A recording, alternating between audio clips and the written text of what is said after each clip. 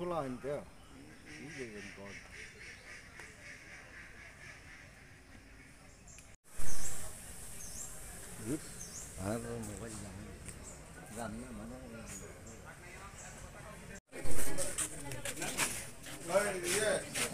뭐 뭐가 CCTV footage আর এমনি কিছু footage হ্যাঁ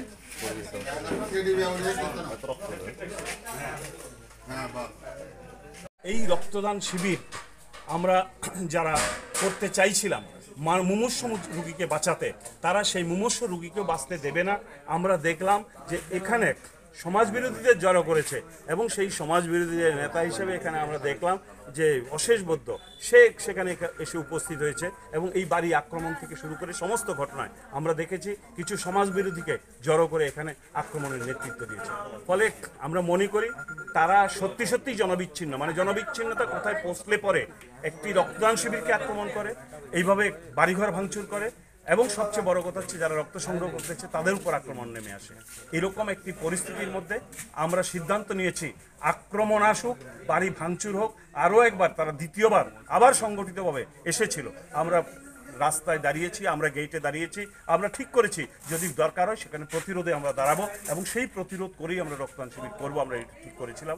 এবং এই পরিস্থিতিতে এটা আমরা বিজেপির যারা এসেছিলেন মিছিল করে আমরা দেখেছি যাদের অনেককেই জোর করে আনা হয়েছে এবং সেই ছেলেদের অনেককেই তারা প্ররোচিত করার চেষ্টা করলেও তারা কোনো রকম প্ররোচনায় পা দেয়নি এবং তারা একটি শব্দ উচ্চারণ করেনি বা আমাদের উপর আক্রমণ করা বা দ্বিতীয়বার অ্যাটাক করার জন্য তারা কোনো রকম কোনো পদক্ষেপ গ্রহণ করেনি। এতে বোঝা যাচ্ছে যে বিজেপি যে আক্রমণটা করেছে এটা কয়েকজন নেতা তাদের গুন্ডামিকে প্রশ্রয় দেওয়া, গুন্ডামিকে নেতৃত্ব দেওয়া এবং গুন্ডামিটাকে অব্যাহত রাখার জন্য তারা এই কাজ করছেন, কিন্তু সাধারণ মানুষ মেনে নিচ্ছেন না।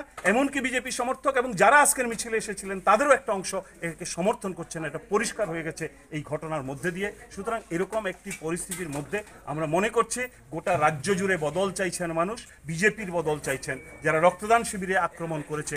আজকে আমরা আবার এটা আপনাদের কাছে বলবো যে গোটা দেশ আমরা বিশ্ব রক্তদাতা সংস্থাগুলো আছে, আমাদের দেশের রক্তদাতা সংস্থাগুলো আছে,